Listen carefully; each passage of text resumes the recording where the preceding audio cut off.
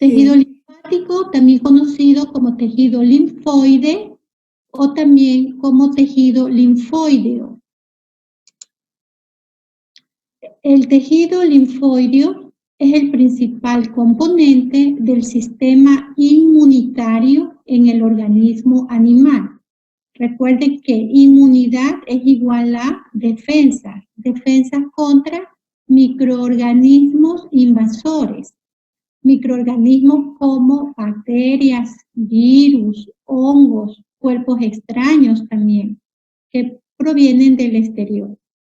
Se encuentra conformado por varios tipos celulares que trabajan en conjunto, produciendo las células defensivas del organismo animal. El tejido linfoide conforma al aparato linfoide. Recuerden que la reunión de tejidos conforman los órganos, la reunión de órganos conforman los aparatos. Los elementos que conforman al aparato linfático son tres: la linfa, los vasos linfáticos y los órganos linfoides. Linfa, vasos y órganos linfoides. Los órganos linfoides son los nódulos linfáticos, los ganglios linfáticos, el vaso, el timo y la médula ósea. Son órganos linfoides. Vamos a estudiar cada uno de estos órganos linfoides. Vamos a iniciar con la linfa. ¿Qué es la linfa? Es un filtrado incoloro que resulta desde el plasma sanguíneo y que circula por los vasos linfáticos y que finalmente drena hacia las grandes venas corporales. La linfa es rica en agua, en electrolitos, en lípidos y en proteínas. Y el volumen de la linfa es menor que el volumen sanguíneo. La linfa, al pasar por los órganos linfáticos, entra en contacto y se carga, como también guarda o reserva, las células defensivas del sistema inmunitario, según sea el caso. La linfa es recogida desde los tejidos y órganos de todo el cuerpo animal y finalmente es conducida hacia las grandes venas del cuerpo. La linfa también funciona como intermediaria para los cambios nutritivos y de desechos entre la sangre y las células. Los vasos linfáticos son los vasos encargados de transportar la linfa por todo el cuerpo del animal, así como los vasos sanguíneos, ¿no? También hay vasos linfáticos. Los vasos linfáticos se inician como capilares linfáticos en el tejido conectivo laxo de la dermis y en las capas mucosas del aparato digestivo. Y posteriormente terminan en las grandes venas corporales. Ahí desembocan, ¿no?, en las grandes venas del cuerpo. Son diferentes de los vasos sanguíneos. No es lo mismo un vaso sanguíneo que un vaso linfático. Son dos cosas diferentes. Formación de los vasos linfáticos. Los capilares linfáticos son los vasos linfáticos más pequeños y poseen dos extremos. Un extremo cerrado y el otro extremo abierto. Posteriormente, y con el extremo abierto, se unen con otros capilares linfáticos y van conformando conductos más grandes, llamados vasos linfáticos medianos. Posteriormente, siguen así, uniéndose, juntándose entre ellos. Y de igual forma, estos vasos linfáticos medianos van a conformar los grandes vasos linfáticos, los cuales finalmente terminan en las grandes venas. Entonces tenemos capilares linfáticos, vasos linfáticos medianos, luego grandes vasos linfáticos, los cuales desembocan en las grandes venas. Los capilares linfáticos se encuentran conformados histológicamente por endotelio especializado linfático y también por una lámina basal discontinua. Esta estructura histológica les permite una mayor permeabilidad que la que tienen los capilares sanguíneos, por lo cual estos capilares linfáticos son muy eficientes a la hora de captar los fluidos, los líquidos, los fluidos tisulares, que luego se transformarán en linfa. Conforme van aumentando de calibre, los vasos linfáticos presentarán capas de tejido conjuntivo y también musculatura lisa. Los grandes vasos linfáticos, al igual que las grandes venas, poseen válvulas. Estas válvulas son especializadas, las cuales impiden el reflujo o el regreso de la linfa. Dentro del sistema linfático no existe una bomba impulsadora para la linfa, por lo cual la linfa logra su circulación continua mediante los movimientos del cuerpo, mediante el movimiento de los músculos y de los órganos del animal. Recuerden que los vasos sanguíneos tienen esa bomba que es el corazón. Recuerdan, el corazón bombea la sangre a los diferentes tejidos y órganos del animal. Pero acá la linfa no presenta esta bomba para impulsar la linfa. Solamente se moviliza por el movimiento propio del animal. Los nódulos linfáticos. Los encontramos en la lámina propia de los aparatos digestivos, urogenital y respiratorio, en los cuales se conforman agregados de tejido linfático. Los nódulos linfáticos se encuentran compuestos principalmente por los linfocitos, que se acumulan en torno a los vasos linfáticos, y que todos estos conjuntos no se encuentran rodeados por una cápsula de tejido conectivo. Vean aquí la diferencia entre un nódulo y un ganglio. Más adelante vamos a ver los ganglios linfáticos. Los nódulos linfáticos no están rodeados por una cápsula de tejido conectivo, ¿no? Al conjunto de nódulos linfáticos del cuerpo del animal se lo conoce como tejido linfático difuso. Los nódulos linfáticos se encuentran ubicados en lugares estratégicos del cuerpo animal y conforman la primera barrera contra el ingreso de posibles patógenos, microorganismos, para responder tempranamente con la respuesta inmunitaria orgánica. Los principales nódulos linfáticos son las amígdalas, las placas de Peyer, principalmente en el ilium, y el apéndice secal. Solamente presentan apéndice secal los primates, los marsupiales y los roedores. Los animales sí poseen tonsilas o amígdalas linfáticas, ¿no? Por ejemplo, en nosotros, cuando se nos inflaman las amígdalas, es porque hay algún proceso infeccioso, ya sea ahí mismo en la garganta, o como mecanismo de respuesta ante otra fuente de infección, que no es en la garganta, sino en otra parte, cerca de la cabeza. Las células productoras de anticuerpos y los eosinófilos son abundantes en los nódulos linfáticos. El estroma sobre el cual se asientan los nódulos linfáticos se encuentra conformado por tejido conectivo reticular.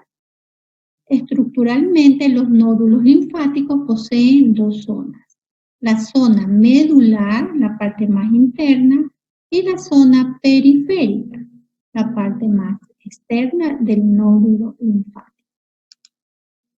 Ahora vamos a ver los ganglios linfáticos. Ganglios linfáticos.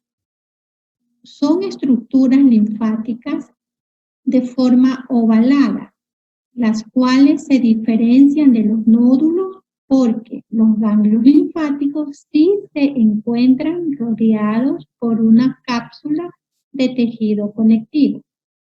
Recuerdan, cuando vimos nódulos, decíamos que estos nódulos no tenían esta cápsula, esta capa de tejido conectivo. Los ganglios linfáticos también se encuentran en el trayecto de los vasos linfáticos. Son los llamados linfonodos o linfonódulos y se encuentran conformados por dos zonas. La zona cortical, en donde abundan los linfocitos T y los linfocitos B. Y la zona medular, en donde abundan macrófagos y células plasmáticas que producen los anticuerpos. Los ganglios linfáticos son un centro importante de fagocitosis y para el inicio de la respuesta inmunitaria por parte del animal. Poseen una ubicación definida y fácilmente apreciable, por lo que son de gran ayuda en el diagnóstico veterinario. Muchas veces toman sus nombres de acuerdo a la región anatómica en que se encuentren. Y los principales ganglios linfáticos son el parotidio, el mandibular, el retrofaríngeo, el retromamario, el preescapular, el prefemoral, el precrural y el ganglio popliteo. Todos estos ganglios los podemos palpar en un animal.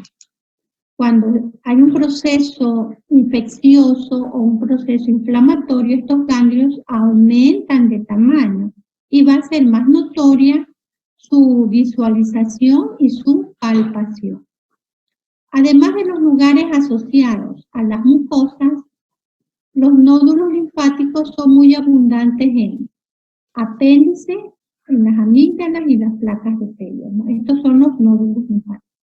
Presentan apéndice fecal el hombre, los primates, los marsupiales y los roedores. Los animales sí poseen amígdalas o tonsilas. Las placas de Peyer las encontramos principalmente en el hígado. Esto ya lo leímos en otra diapositiva. Anticuerpos. ¿Qué son los anticuerpos?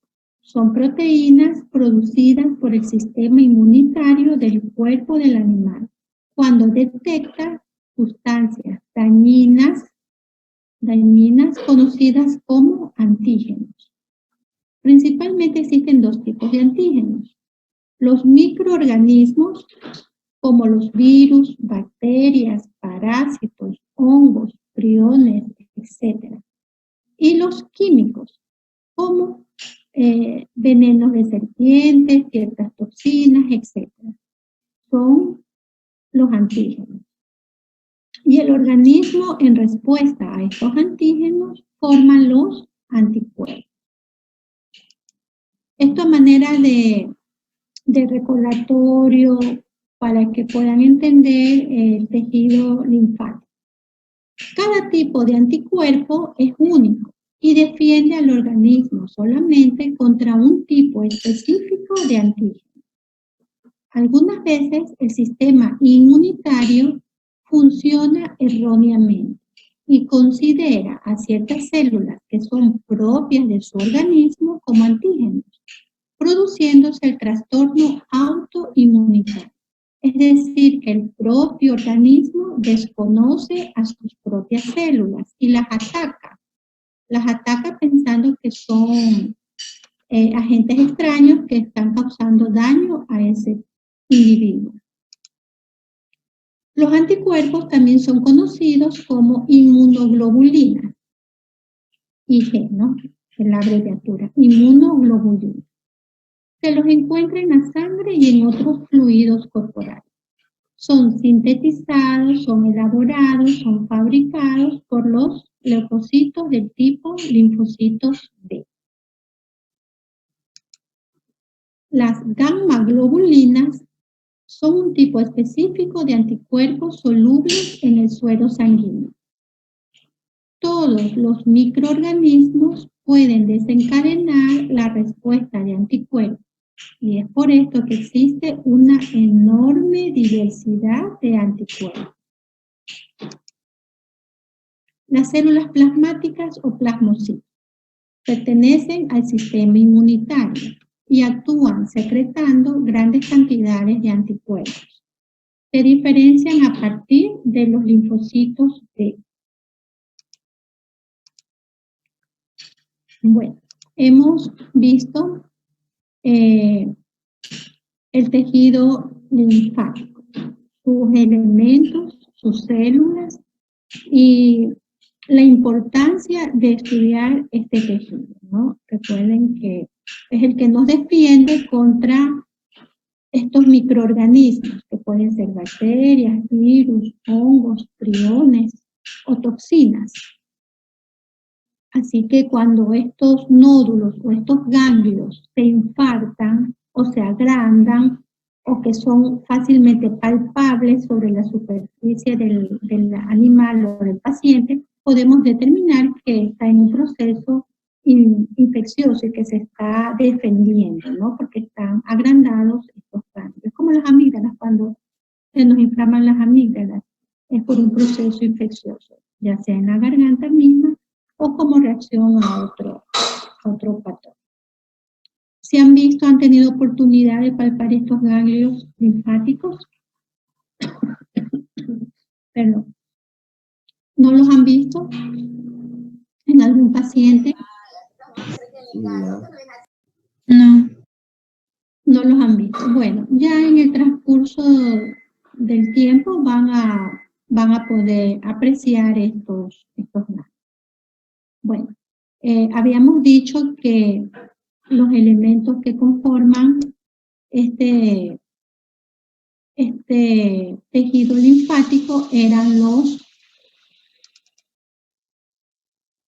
ganglios, los nódulos, y ahora vamos a ver el vaso y el timo, que son otros órganos linfáticos que conforman este tejido linfático. Vamos a ver la histología del vaso y del timo. Son también órganos linfáticos. Vamos a comenzar con el vaso. El vaso se lo encuentra ubicado hacia el lado. Vamos a recordar un poquito la anatomía, ¿no? Quizás ustedes ya vieron esto en la anatomía o lo van a ver más adelantito. El vaso se lo encuentra ubicado hacia el lado izquierdo del animal, hacia la parte alta de la cavidad abdominal. Su cara parietal se relaciona con el diafragma y su cara visceral con el estómago o con el rumen, dependiendo del animal, la especie animal. Su forma, la forma del vaso, es ovoide, alargada y aplanada hacia su borde, con sus extremos redondeados, y es triangular en su sección transversal, a lo que se lo corta transversalmente. La forma que presenta va a ser como de un triángulo. Es el lugar donde maduran los linfocitos B, pero también maduran en la médula ósea, ¿no? Los linfocitos B maduran en médula ósea y en el vaso. Junto con el hígado, el vaso, son los órganos que tienen un color rojo más intenso en todo el cuerpo del animal. El hígado y el vaso presentan esta característica particular, el color rojo más intenso. Su color rojo intenso se encuentra relacionado con sus funciones de almacenamiento y de depuración de las células sanguíneas. El vaso interviene en la hematólisis, que es la eliminación fisiológica de los eritrocitos y de las plaquetas. Es el cementerio de los eritrocitos, así también lo conocen al vaso. También actúa como un lugar de almacenamiento para las plaquetas, eritrocitos, monocitos y otras células sanguíneas. Es decir, que aquí se almacenan estas células sanguíneas y también se las destruyen cuando ya han cumplido su tiempo de vida útil. El vaso actúa en la producción de linfocitos y en la hematopoiesis. Es el órgano linfático de mayor tamaño. El vaso no posee zona cortical y zona medular, por el motivo de que sus nódulos se encuentran ocupando todo el órgano, sin preferencia de tal. En la histología del vaso encontramos tres partes principales: la cápsula, el parénquima y el estroma. El vaso posee gran cantidad de linfocitos, macrófagos y células reticulares. Estas células reticulares es el estroma del vaso, los cuales crean una malla para la filtración sanguínea.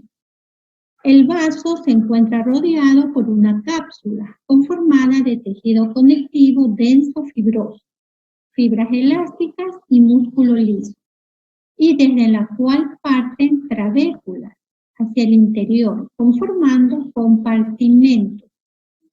El vaso posee células contráctiles especializadas, llamadas miofibroblastos.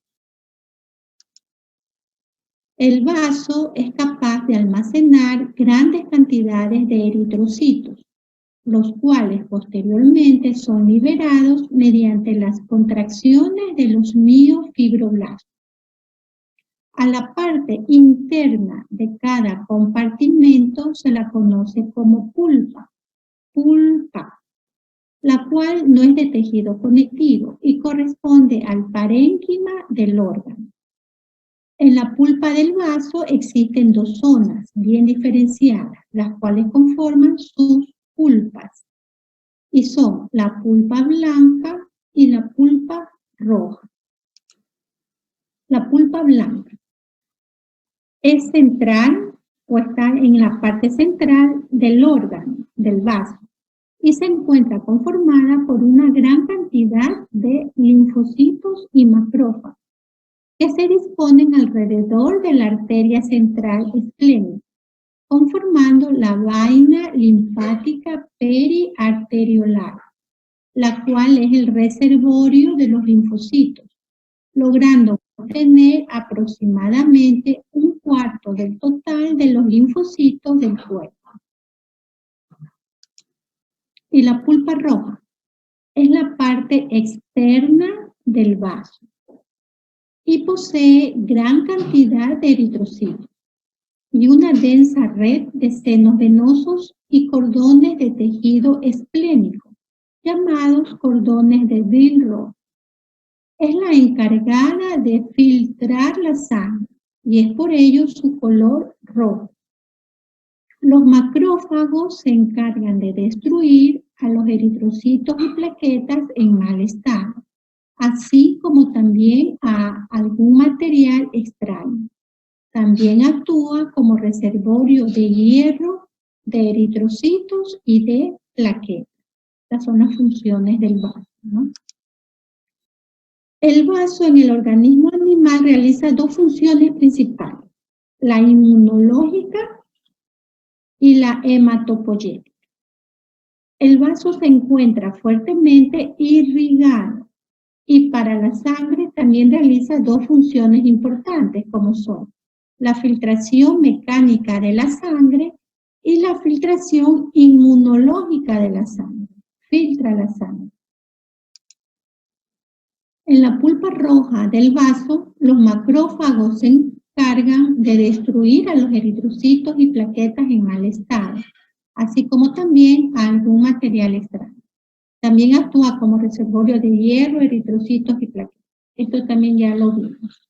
La sangre que irriga el órgano llega por la arteria esplénica, la cual ingresa por el ilio del vaso, la cual luego se ramifica y forma las arterias centrales que discurren por la pulpa blanca y luego ramifican en capilares de la pulpa roja. Estas red capilar desemboca en vénulas y estas luego en la vena esplénica, la cual abandona al órgano, abandona el vaso. Bueno, hemos terminado con el estudio histológico del vaso, ¿no? Como órgano linfático. Habíamos visto que también tiene características hematopoyéticas. Eso lo vimos cuando vimos sangre. Ahora nos toca ver otro órgano importante dentro de este tejido linfático, que es el timo. El timo. El timo es un órgano bilobulado, es decir, que está formado por dos lóbulos bilobulados, situados por encima del corazón y por delante de los grandes vasos sanguíneos que salen y entran del corazón, por debajo del esternón y por delante de la tráquea. Es la posición anatómica, es a modo de recordatorio. Funciona solamente desde el nacimiento hasta la pubertad del animal, luego de lo cual es reemplazado por tejido adiposo. Los adultos lo mantienen al timo mayoritariamente atrofiado. Posterior al nacimiento comienza a atrofiarse. Es el lugar en donde maduran los linfocitos T. En el timo maduran los linfocitos T. Al timo externamente lo recubre una cápsula de tejido conectivo, la cual penetra hacia su interior, dividiéndolo en los lobulillos tímicos. En cada lobulillo tímico encontramos dos zonas, la zona cortical y la zona medular. En ambas zonas encontramos a los linfocitos T. La zona cortical es más oscura y rica en células. Se compone de una red de células reticulares epiteliales y aquí se encuentra gran cantidad de linfocitos, linfoblastos, macrófagos y células plasmáticas. La zona medular es más clara y con menos células. Presenta una red de células epiteliales reticulares, entremezcladas con algunos linfocitos. El timo también cumple una función endocrina mediante la secreción de 3 hormonas. Miren, aparte de la función inmunológica, también segrega hormonas, ¿no? Que es la timolina, la timopoyetina y la timosina. La timolina actúa en la reducción del dolor en la inflamación e interviene también en las interacciones inmunológicas y neuroendocrinas. La timopoyetina actúa en el crecimiento de las neuronas, en la regeneración de los nervios, en los procesos de apoptosis. ¿Recuerdan? Apoptosis es la muerte programada de la célula, ¿no? Apoptosis. Luego viene ya la muerte o la necrosis. Son dos muertes diferentes, ¿no? La necrosis por algún proceso traumático, químico, pero la apoptosis es la muerte programada. Cuando ya cumplen su tiempo de vida las células, se mueren o son fagocitadas por un macrófago. Bueno, entonces, en los procesos de apoptosis, metástasis, inflamación y fibrosis. Además, regula la arquitectura del núcleo celular. Metástasis, por si acaso no recuerdan este término, metástasis perdón, es cuando de un proceso, por ejemplo, del cáncer de células malignas, estas células malignas viajan a través del torrente sanguíneo o linfático, viajan o se trasladan hacia otros lugares, especialmente al pulmón. Cuando hay un proceso neoplásico en algún órgano y ocurre metástasis, nosotros como médicos veterinarios, para poder evaluar si hay metástasis, tomamos rayos X de pulmones para ver si ya avanzó hacia los pulmones. Si ya avanzó hacia los pulmones estas células malignas, tiene un pronóstico pues de reservado a malo, porque ya el cáncer ha progresado, ha viajado a otro órgano, ¿no? Especialmente a los pulmones.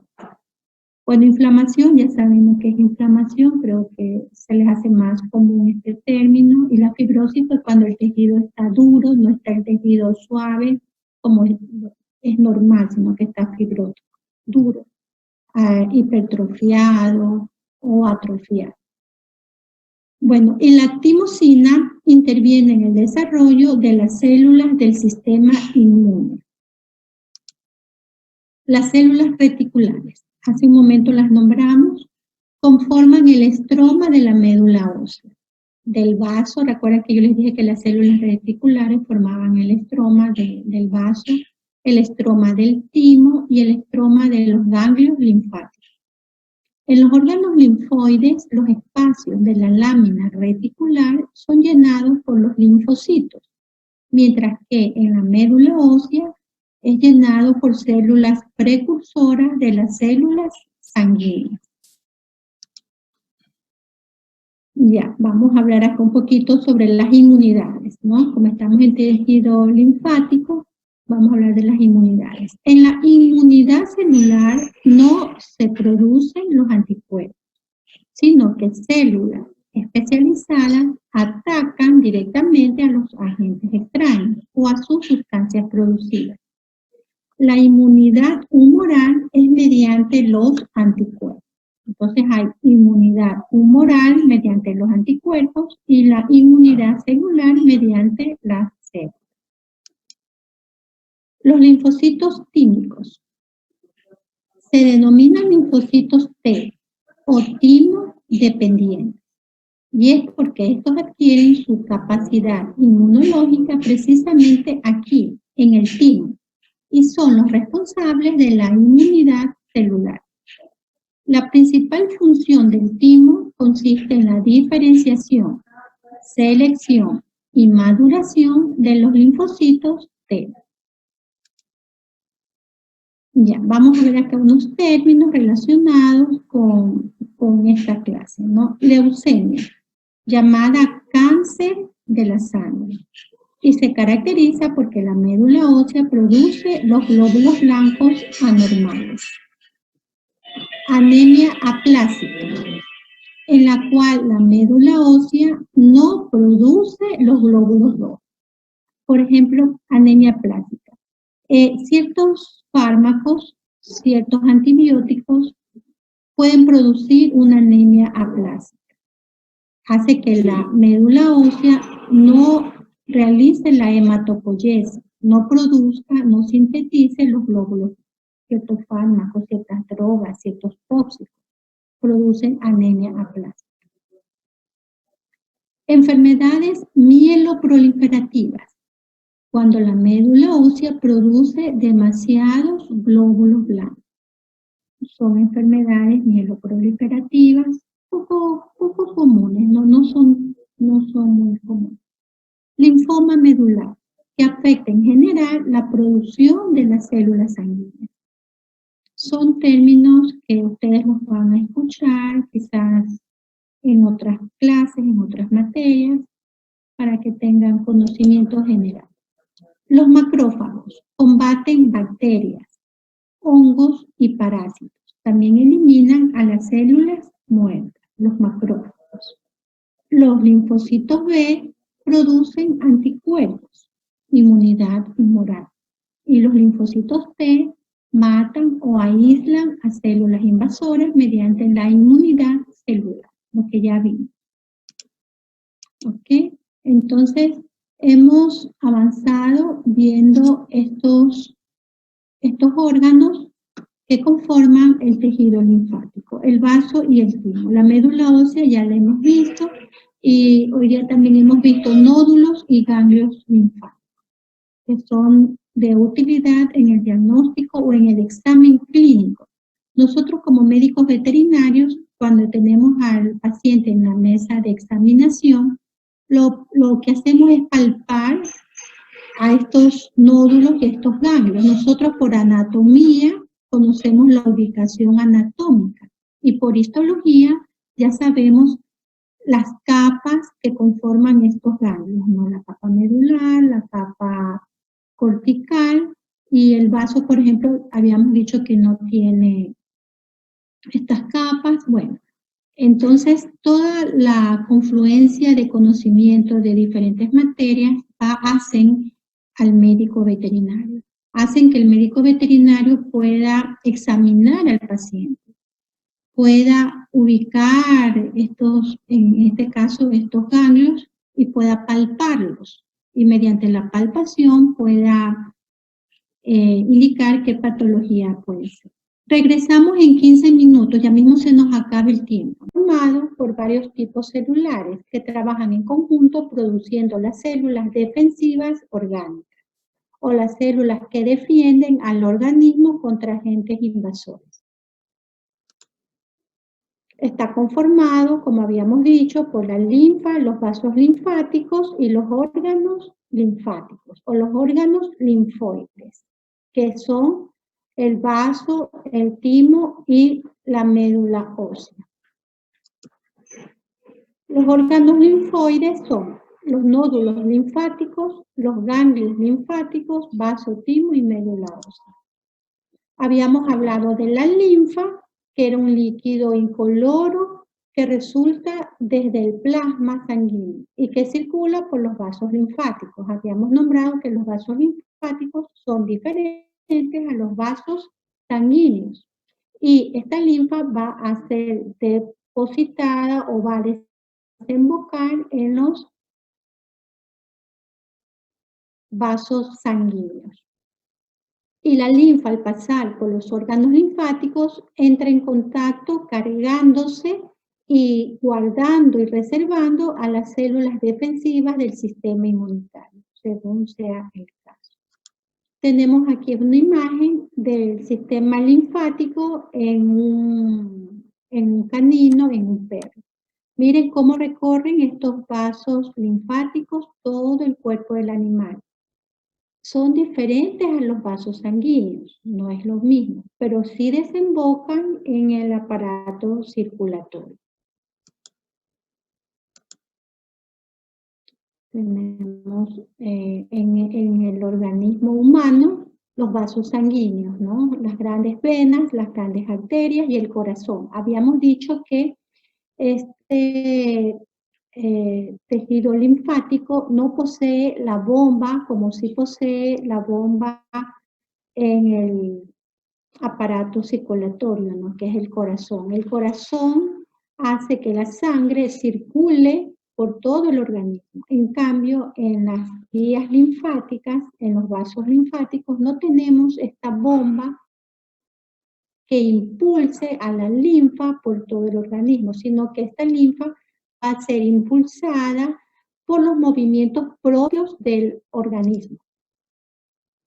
Acá tenemos también los vasos sanguíneos de un perro. La linfa es recogida desde los tejidos y órganos de todo el cuerpo del animal y finalmente es conducida hacia las grandes venas. La linfa también funciona como intermediaria para los cambios nutritivos y de desechos entre la sangre y los tejidos. Nuevamente imágenes con vasos sanguíneos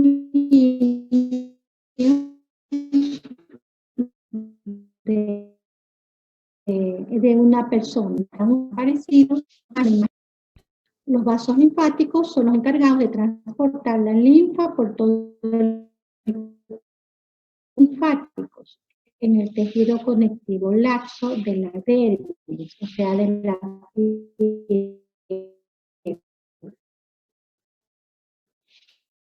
y en las capas mucosas de la pared. Así comienzan los vasos linfáticos. Luego vienen los capilares linfáticos, que son los vasos linfáticos más pequeños. Habíamos dicho que poseían dos extremos, el uno cerrado y el otro abierto, ¿no? Y es así como se forman luego los grandes vasos linfáticos. Los capilares linfáticos se encuentran conformados histológicamente por endotelio especializado linfático y también por una lámina basal discontinua.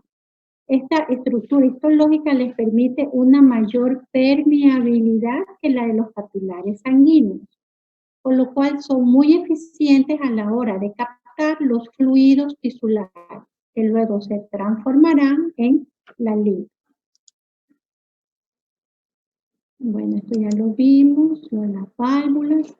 Ya, mire, aquí tenemos los principales órganos linfáticos, ¿no? Los nódulos, los ganglios linfáticos, el vaso, que también ya hablamos sobre el vaso, y el timo.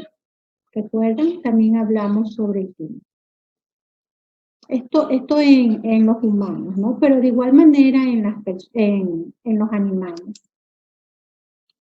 Aquí tenemos la ubicación anatómica de los nódulos y de los ganglios linfáticos. Aquí tenemos la imagen de un cerdo. Tenemos el vaso, que es el principal órgano o el órgano más grande, el órgano linfático más grande, el vaso. Tenemos los linfonodos, o nódulos mesentéricos, el linfonodo inguinal superficial, tenemos aquí el timo, tenemos linfonódulos submandibulares. Recuerden que estos nódulos adquieren el nombre según la ubicación anatómica. Los linfonodos retrofaringios, atrás de la faringe.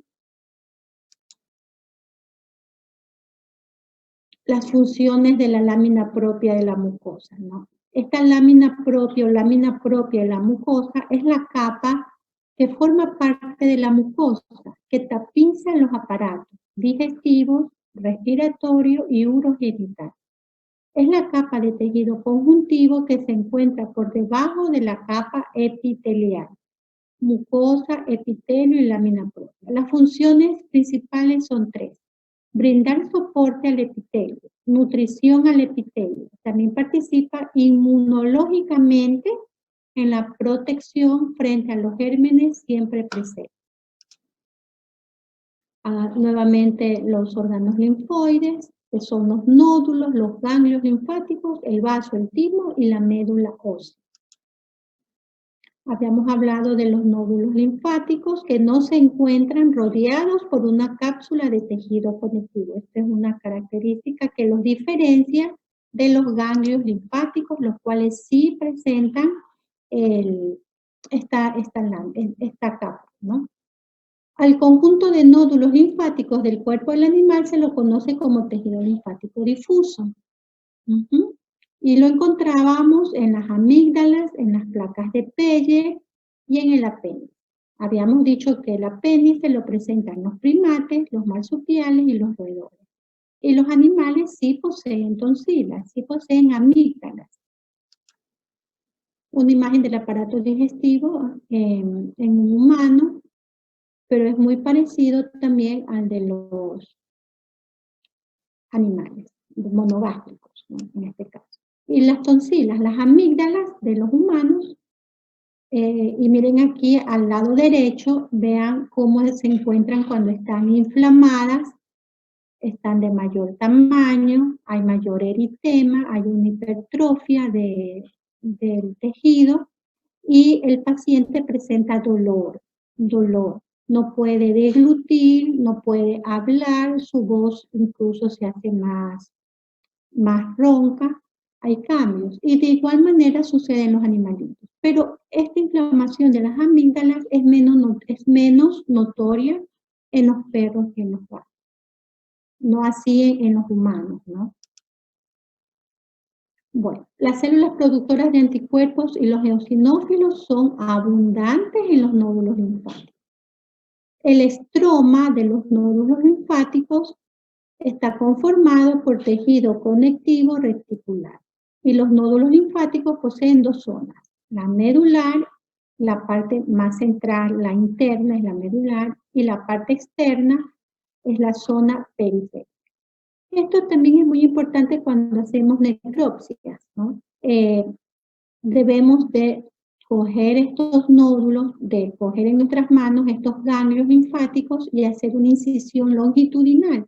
Y podemos observar estas zonas, la medular y la periférica. A veces nos encontramos con pus, cuando estos nódulos han sobrepasado su función, ¿no? Y hay un proceso infeccioso grande. También a veces encontramos material caseificado, pus caseificada, pus sólida. Eso también son hallazgos anatomopatológicos cuando hacemos necropsias. Los ganglios linfáticos, habíamos dicho que estos sí se encuentran rodeados por una cápsula de tejido conectivo. Y están conformados por dos zonas. La zona cortical, donde abundan los linfocitos T y B, y la zona medular, donde abundan macrófagos y células plasmáticas, que son los que producen los anticuerpos.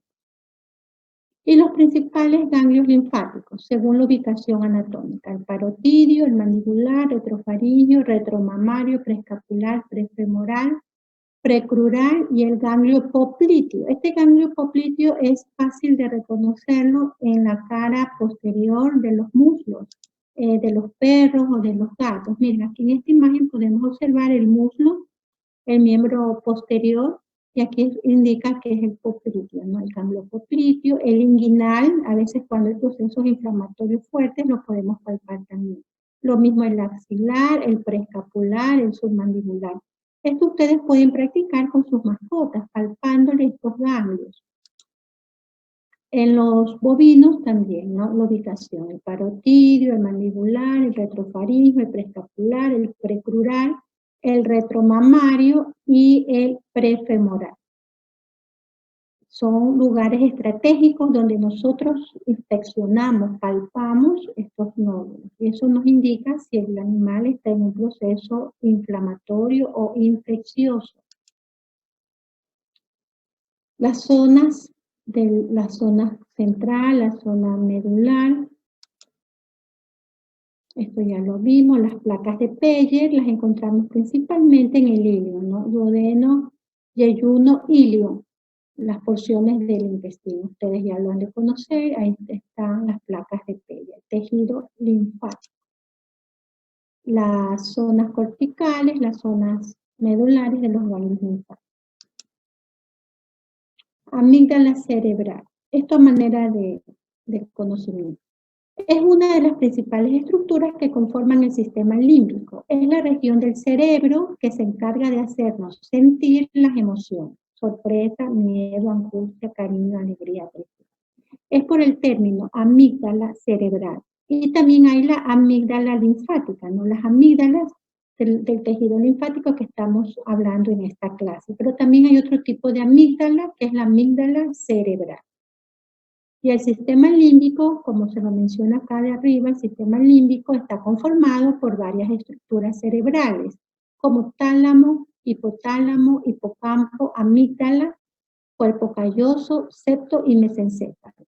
El sistema límbico regula las respuestas frente a los estímulos, y en él se encuentran los instintos, como son la memoria involuntaria, hambre, instintos sexuales, emociones, conducta, personalidad. Y los anticuerpos, esto ya lo vimos en la teoría.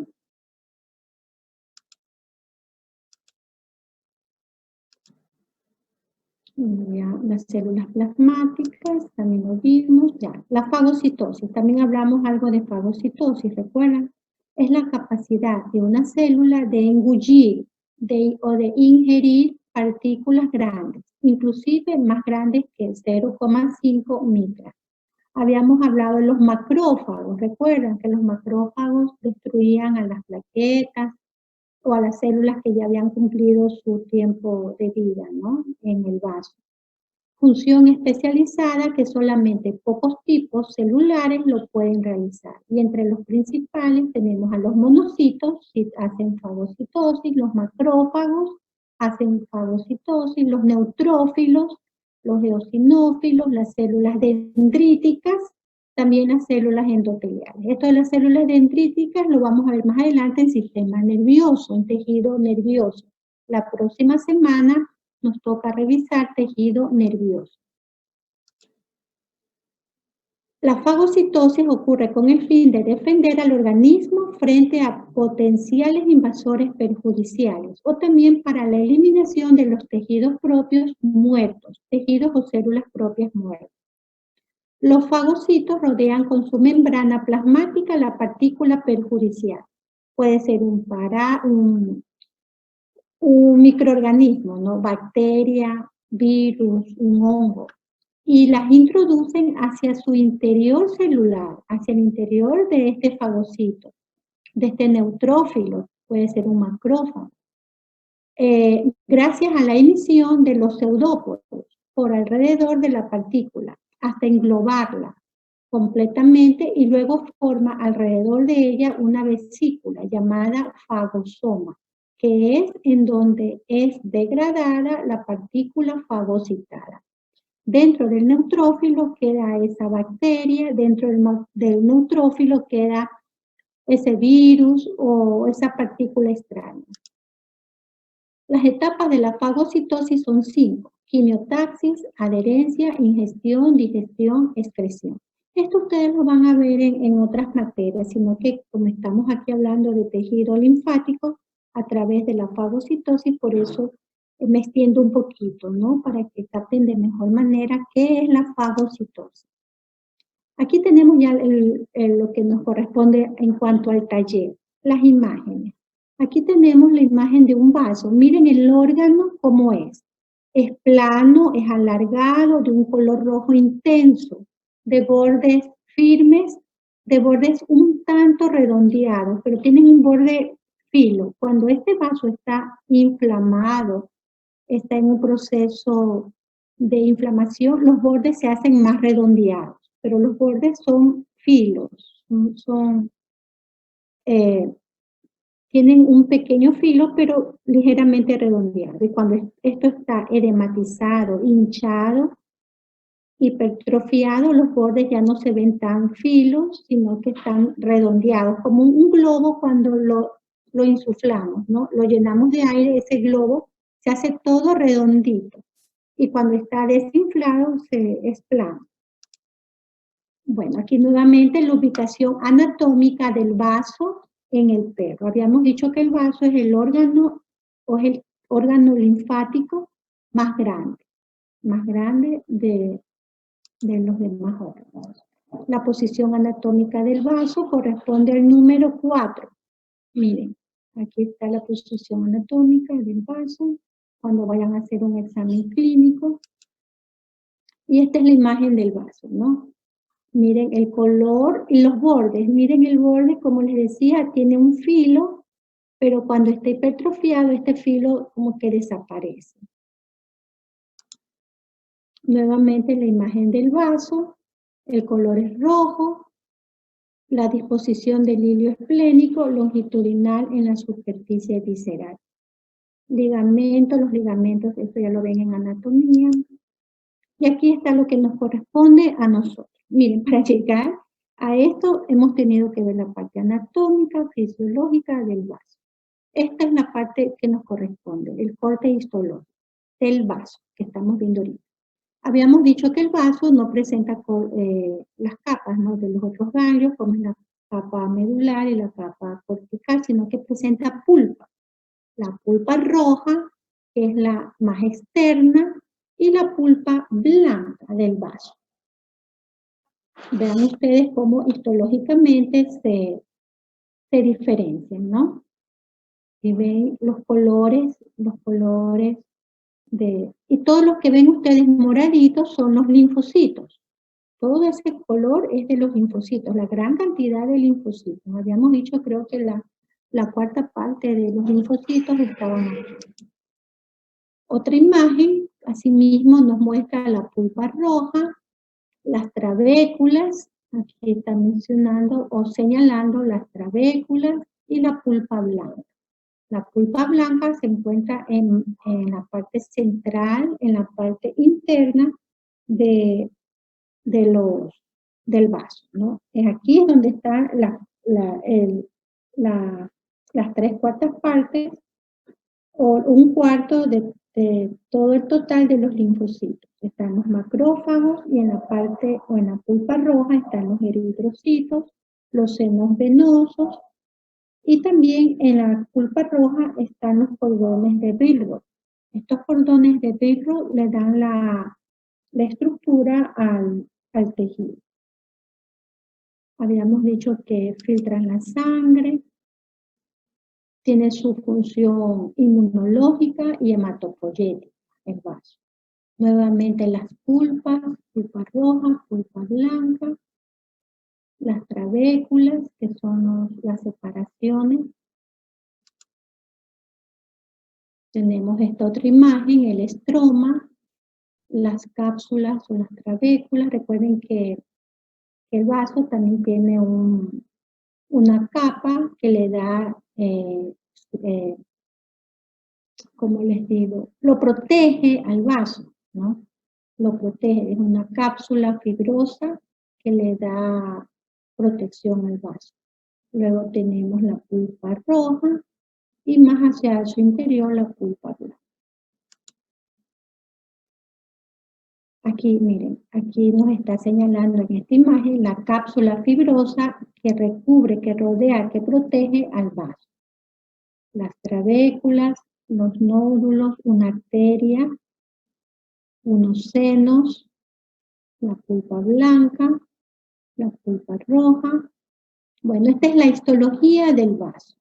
Es como se puede observar este tejido en una biopsia visto al microscopio.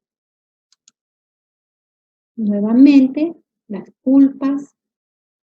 Aquí también podemos apreciar la imagen de una arteria corpuscular.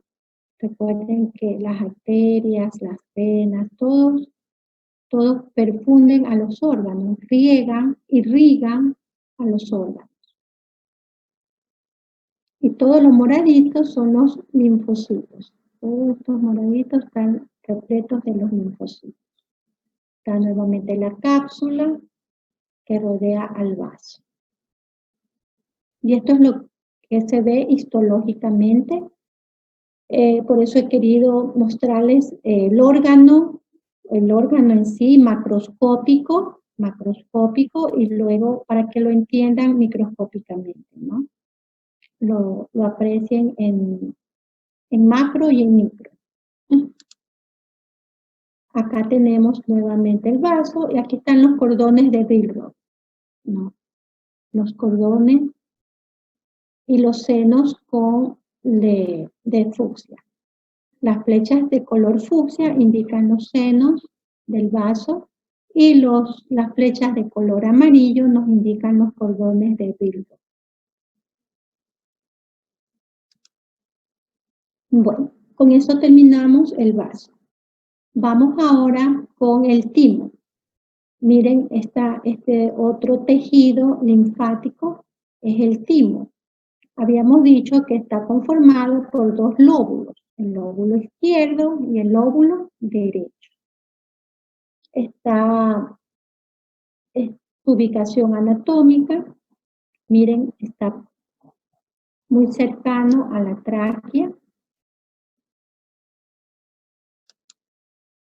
Y este es un esquema de la estructura histológica del timo.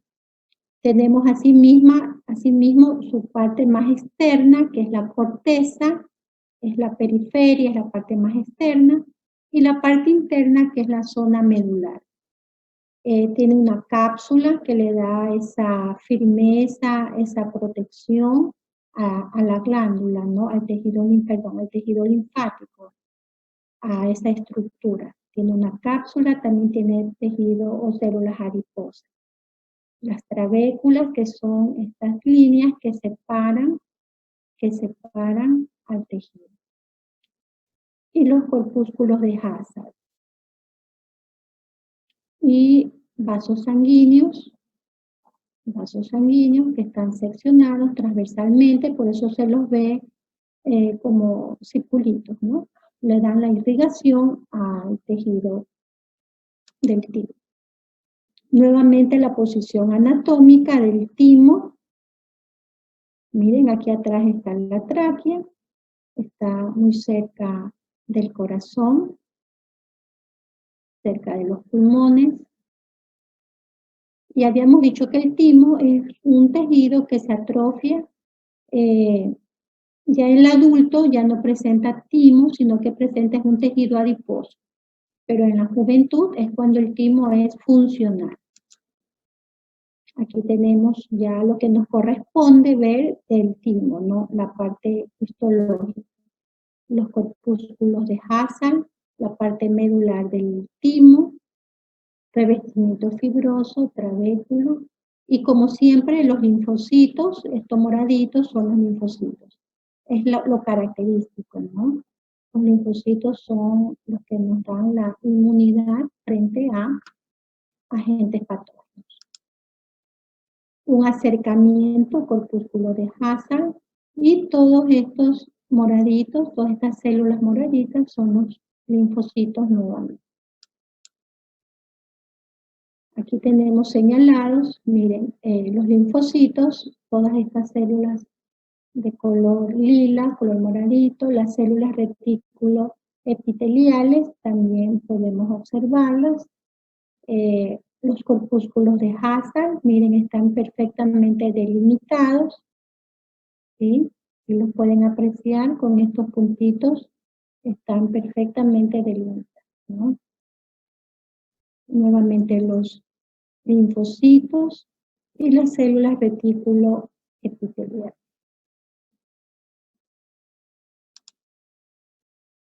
Otro acercamiento de la corteza del timo. Y aquí a la abundancia de linfocitos, que son los característicos y que le dan el color lila al corte histológico. Bueno,